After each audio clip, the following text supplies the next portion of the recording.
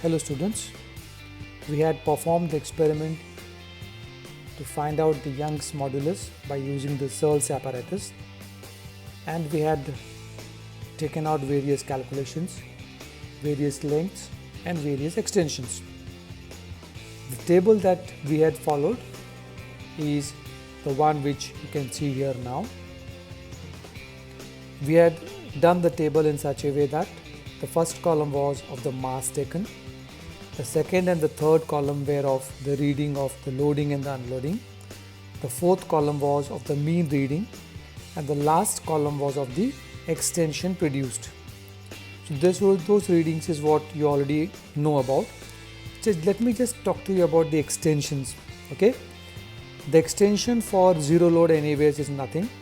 The extension for 0.5 load is 20.78 minus 20.36, that's equal to 0.42.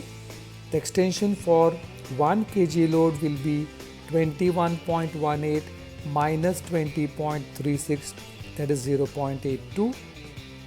The extension for the mass 1.5 kg is 21.63 minus 20.36, and the last extension for 2 kg will be 22.10 minus 20.36, that's equal to 1.74. So each of these extensions corresponds to the 0.5 or the 1 or the 1.5 or the 2 kg. Now the calculation is of two varieties, means you can do the calculation of the Young's modulus in two separate ways, and I will show you both the methods. You can take whichever is convenient to you to do the calculation. Please remember, the last column in this table, which is the extension produced, is in millimeters. So you have to convert each one of them into meters by multiplying the numbers by 10 raised to minus 3, which happens to be the conversion of millimeters to meters. We have taken the standard quantities. R is equal to 0.27 millimeter, that's equal to 0.27 into 10 raised to minus 3 meters. And wherever we require the radius calculation, we have taken this value, and hence I have taken pi r square, which is the area of cross section of the wire. Whatever calculation, we have got that value, and the standard value for the original length of the wire is 2.08 meters. Now let us look at the first method. So what is the first method now? First method, you have to first find the tensile stress, which is mg by pi r square. Then you find the tensile strain, which is the extension produced by the original length. Therefore y will be equal to 1 upon 2. Please, this is not half. 1 upon 2 means equation 1 upon equation number 2, that is mg by pi r square upon E upon L. Let me take just one quick example to show you the calculation. Here we have taken one, of course from the table itself, we have taken mass is equal to 1.5 kg. The value of G does not change, that remains at 9.81 meter per second square. For mass 1.5 kg, what is the extension produced? You can have a look at the table. For mass 1.5 kg, the extension is 1.27. So you take extension as 1.27 millimeters, multiply that by 10 raised to minus 3, you get it into meters. Therefore tensile stress will be equal to mg upon pi r square. You do the calculation, you get 64.25 into 10 power 6. That is your tensile stress. Now in a similar manner, calculate the tensile strain, as which is E upon L. So here again you have got from this value, this upon 2.0, it will give you this. So Young's modulus now will be equal to tensile stress upon tensile strain. Tensile stress was how much? 64.25 10 power 6. I have taken that value here. How much was tensile strain? It was 0.6105 10 power minus 3. I have taken the value here, did the calculation, I have got 1.05 into 10 raised to 11 Newton per meter square. So now in this method, what you need to do is, you have done tensile stress and tensile strain.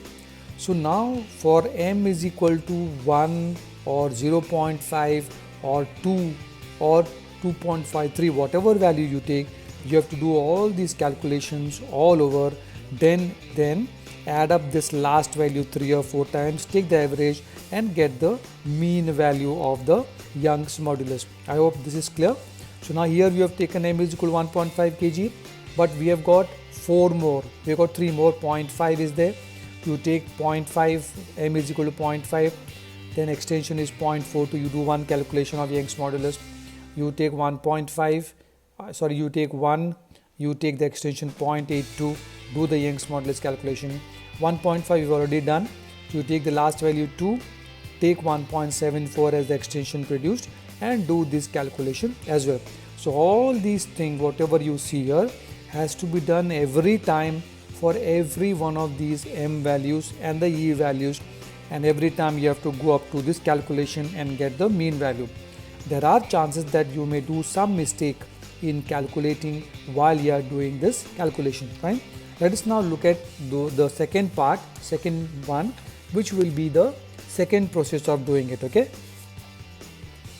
The second method now, we have already to repeat the calculation for this. What is the method number 2?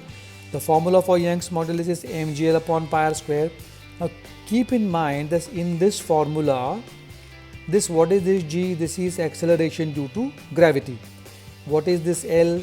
This is the original length of the wire. What is this pi? It's a constant. What is this r? This is the radius of the wire in millimeters converted into meters.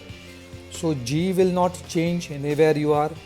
Capital L, original length, will not change wherever you are. Pi will not change wherever you are, and the value of r will also not change. So for your calculation, the value of g, L and pi r square is a constant. So now when this entire 4 things is a constant, you take out gl upon pi r square. So what do you need to do now? You take g is equal to 9.81 meter per second square. Take L is equal to 2.08. Pi r square, we had calculated this based on the previous reading. So when I do this calculation, I get 89.08 into 10 powers. Let this be equal to A. Okay. Now we'll see the easier method. Keep the above constant and just take the values for calculation m upon e. In this, now look at this formula back. You have taken g, you have taken L, you have taken pi r square, but you have not taken m and e, correct? So now when you have already done this calculation of gl upon pi r square, you keep that aside, just do the calculation of m upon e. So m is, first case, m is 0.5. For m is 0.5, what is the value of extension you get? You get the value of extension as 0.42. So you take m as 0.42, that's equal to 0.42 into 10 raised to minus 3. Therefore m upon e is equal to this value, which you get 1.1 and 10 power 3. You name it as b. So now your Young's modulus will be as simple. Just take this value a, multiply it to b. So 89.08, 10 power 6 into 1.1 and 10 power 3, you get this is equal to, see now this is 106.0052. I have just shifted the decimal by 2 places and increased this by 2 places up there. So it will be 1.06 into 10 power 11 Newton per meter square. In a similar manner, m is equal to 1 kg, and for m is equal to 1 kg, what was the value of extension produced? For m is equal to 1 kg, extension was equal to 0.82. So you take m is 1, 0.82, 0.82 10 power minus 3. Do this calculation, you get 1.219 10 power 3. Let this be equal to C.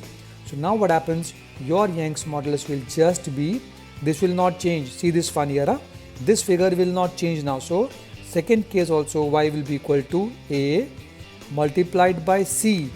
A multiplied by C, that's equal to 108.588 into this, that's equal to 1.08 10 power 11 Newton per meter square. So you see, we do this for m is equal to 1.5, and you can do this for the remaining m is equal to 2 also. So see this one, this step does not change at all for any of the values of m upon e, and this is relatively a simple fraction to compute rather than doing all these calculations all over again and again. So simply your Young's modulus will be this multiplied whatever value of m by e you get. A, B, C, D, E, F, whatever values you get, you can quietly do it and do the calculation of Young's. You see the value of Young's modulus will not change. It will remain at 1.05 into 10 power 11 itself. We see we had done m is equal to 1.5 in the previous calculation. So look at this now. So m is equal to 1.5 and we are getting the value as 1.05 into 10 power 11 Newton per meter square. So these are the two methods